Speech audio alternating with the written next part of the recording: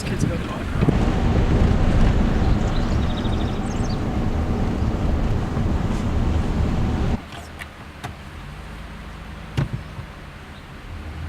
We kind of have tacit approval to do this. If you know what that means, it's like I basically beg for forgiveness when we're here, because I was as shocked that the first gate from the main road was open at all. And so, in any case, this is kind of a controversial topic locally here, politically, and we're not technically supposed to be here. I don't ask for permission. I've had to beg for forgiveness a couple times.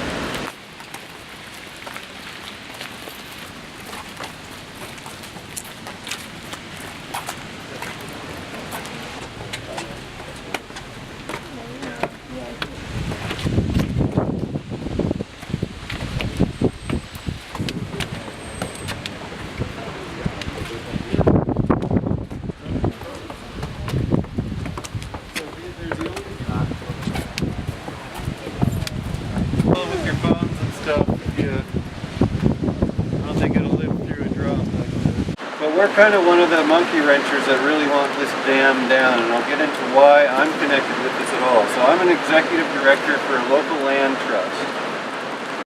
But a land trust is there to basically take a private benefit and then put it into the public benefit for everybody.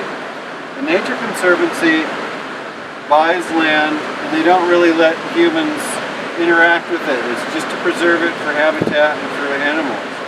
But when you talk about the Ojai Valley Land Conservancy right here in town, we encourage public use of hiking and biking and horseback riding and nature loving, because it's part of the community has to support a local land trust. Those are the two main reasons people wanted to remove the dam. And so there was a movement in the late 80s and early 90s to try to get the dam removed. And we finally got somewhere. In 2005, the government agreed to put $140 million into the removal of the dam.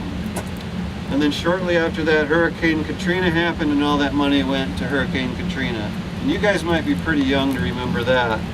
But does anybody remember Hurricane Katrina? Kind of kicked off a huge series of climate change type of events that continue to, in my opinion, just keep strengthening, and catastrophes getting worse and worse and worse. But Hurricane Katrina was a really big problem, and it kind of took the momentum away from the dam removal. And the dam was just something that all the politics and the different agencies just didn't want to deal with. And you know, you can't blame them. What are you going to do? It takes a ton of money to remove something that was a mistake to begin with. The water district didn't want to have anything to do with it because that was going to impact their operations. And the watershed, the flood control district who manages the facility, obviously doesn't have the money or momentum or interest to do anything about it. So you've got a lot of different butting heads of trying to get something done. And then there's also always the problem of how are we going to do it, and how much money is it going to cost, and how are we going to get the money. And we're just now realizing that they're all coming up against their lifespan. And there's been a couple little tragedies along the way, but it's going to be pretty awesome when there's a massive storm and a lot of dams break at the same time. But we're trying to learn as much as we can why dams are bad and how we can work around that and still get the water that we need. Very quickly they realized that this is a highly sedimentary rock canyon, and so whenever it rains there's a massive amount of sandstone particles that come down into the river.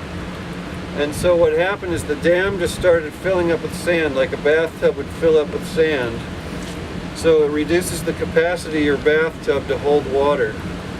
So the dam started out as 7,000 acre-feet of storage behind. And an acre-foot of water is a foot deep, basically on a football field.